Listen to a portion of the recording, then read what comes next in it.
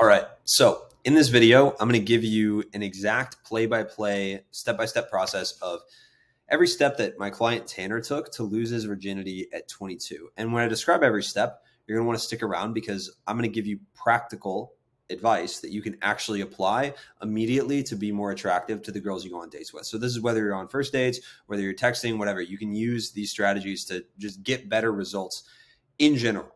Okay. So this is Tanner. All right. He's a handsome devil. All right. Good looking guy. All right. He's 22, works at a power plant, makes decent money. So why was he struggling so much? Well, he was struggling to lose his virginity and to get good with women because, one, he lacked confidence. He didn't think that women would be attracted to him because of his looks. And this goes to show that no matter how you look, you will never think you look good enough. All right. So a lot of you motherfuckers out there, all right, hopefully I'm at the cussing point on YouTube. A lot of you fuckers, okay, you think you're way more attractive or you're way less attractive than you actually are. You think you're ugly as fuck because you're on, looking at fucking Alex Eubank and fucking the Trin Twins or whatever, like Chris Bumstead, like all these hot motherfuckers on the internet. And you think that you're not attractive, but you're actually like above average looking, okay?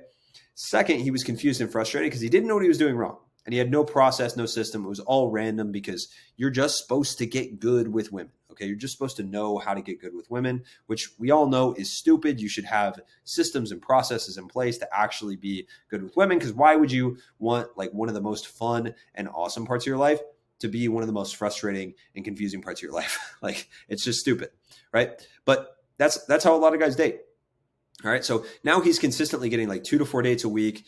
He has 3 new dates this week with women, and he's just feeling good about himself. Okay, so he said I can make this video. So there are 3 main steps that he took, and I'm going to give you with each step a piece of practical advice that you can take away from it. So number 1, he let out his natural charisma. A lot of you guys have natural charisma that you can let out of yourself, okay? You actually could be funny. You actually could be charismatic, but you're stuck in your head and you don't just say what you're thinking. If you say what you're thinking, some of you guys might suck and you might need to get better at conversation, but others of you, if you just let go and stop caring so much about what people think, you could probably say some funny shit. You'd probably be really, really entertaining to talk to. And Tanner was one of those guys. Okay.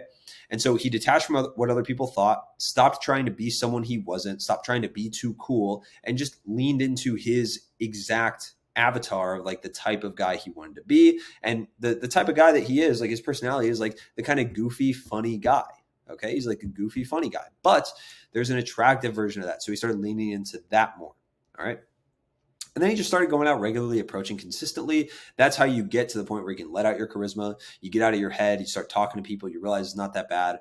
And he started running a proven process that he knew worked because he was my client. So he's working alongside my other clients, seeing that it worked. Okay. So what I want you to take away from this, and this is the action you can do to let loose and unleash your inner charisma. Okay. A lot of you guys are not charismatic because you're scared of other people. Okay. And so if you're scared of other people, what do you do to overcome that fear? Well, you expose yourself to the fear. Okay. So as an exercise, I want you to think, if I approach, that looks like shit. If I approach, okay, what's the worst thing that can happen? Okay. The worst thing that can happen is like the girl calls you a creep and pushes you down and spits on you and thinks you're like a fucking piece of shit. Okay. That's the worst thing that can happen. I want you to think about that actually happening to you. Okay. And I want you to think about the tangible effects that would actually have on your life. Because I promise you, if a girl actually shoved you down and spat on you and was like, you're a fucking loser, first, you go to the cops and you get her arrested. Okay, so that'd feel pretty good.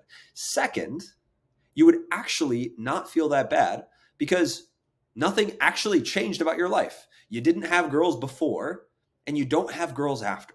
So a lot of these consequences of society that you guys are worried about, you guys are worried about being called a creep, labeled whatever, if you do these things the right way, if you try and you genuinely are trying to give value every time you approach, nothing bad actually happens. And so if you make your worst fear come true, 99.9% of the time, you will feel better about it.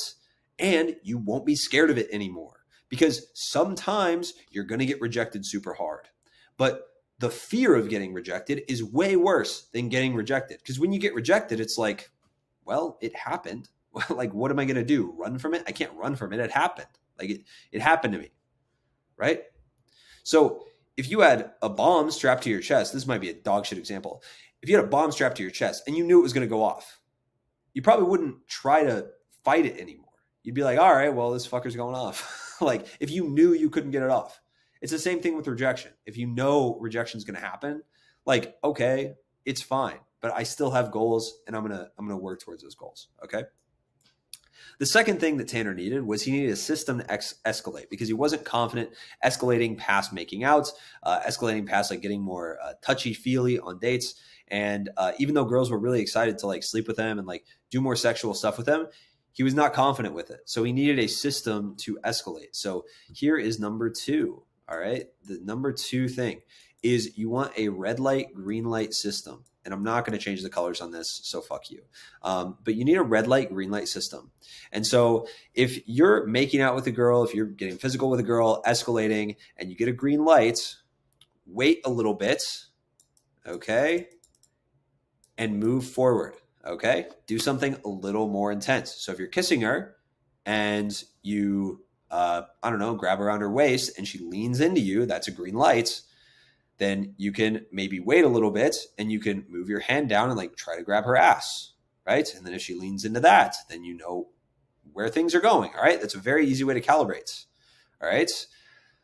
Now, if yellow light, which is like neutral, then just keep it at that level and do things to verbally escalate, like dirty talk and things like that, to get her more turned on so she is more comfortable and wants to do more sexual shit. Okay? So yellow lights, verbally escalate. Okay? I mean, you probably verbally escalate both ways. Red light, this is going to be crazy. Stop and back up and chill. Okay? Chill and wait for like 5 minutes. And if the vibe is there, you can still verbally escalate a little bit and make sexual jokes, sexual references, sexualize the conversation. But if you're getting red lights, it's probably because she feels judged or she's just not feeling comfortable with that. And that's okay. All right. Now there's one other tip that I have for you guys. Okay. And so I'm going to bring myself in the middle here because this is going to be amazing for you guys. Okay. There are 3 spots that are very innocent to touch on a girl that if you do it right, will get her very, very turned on. Okay. Or at least like getting closer to turned on. All right. Number 1, if you're holding her hand, find a way to gently caress right here. If you do it to yourself, it feels fucking nice. But if you have someone else do it, man, that feels so good. If you have someone else do it, it's kind of erotic. Okay. Kind of will turn you on a little bit. You're like, oh, fuck. Like, what's going on here? Okay. Second one, if you're like playing with her hair or something, well, it's kind of 1 and 2. Okay. This is 2 and 3. The back of her neck, just like gently touching the back of her neck, like caressing it. Really good. Really, really good. And then also behind her ear, like, dude, behind a girl's ear is very, very sensitive. Okay. It's kind of the same thing with like here as well. And then like the elbow of your knee, like the armpit of your knee as well.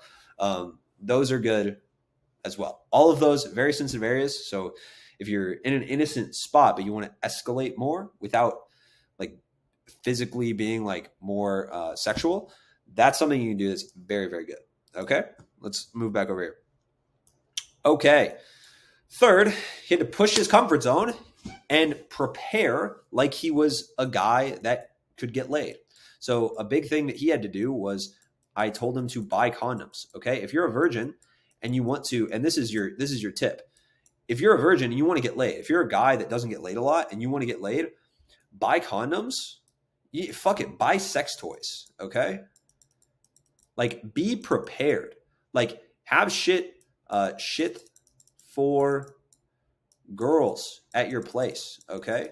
Like have wine. Even if you don't drink, have wine for girls. Have snacks that girls like. And don't touch them. Keep them in a cabinet where you can't even see them. but like have stuff ready for girls to come over. Have your TV set up.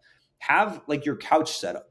Have blankets. Have pillows. Have a cozy environment that girls can come over and they're going to be excited. Because not only are you going to be more excited to pull back to your place, especially when you're nervous, which is very important, but also the girl's going to have a way better time and you're psychologically going to be prepared because you're acting as if you're a guy that gets laid, because that's what guys do that get laid.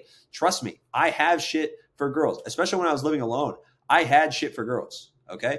And right now, like when we're trying to pull threesomes and stuff, I have stuff for girls. I'm not like, I have stuff for new girls to come over. Like, I'm not just like, oh, I'm surprised. I'm not ready for this. I'm always prepared because I'm mentally want to be ready for that.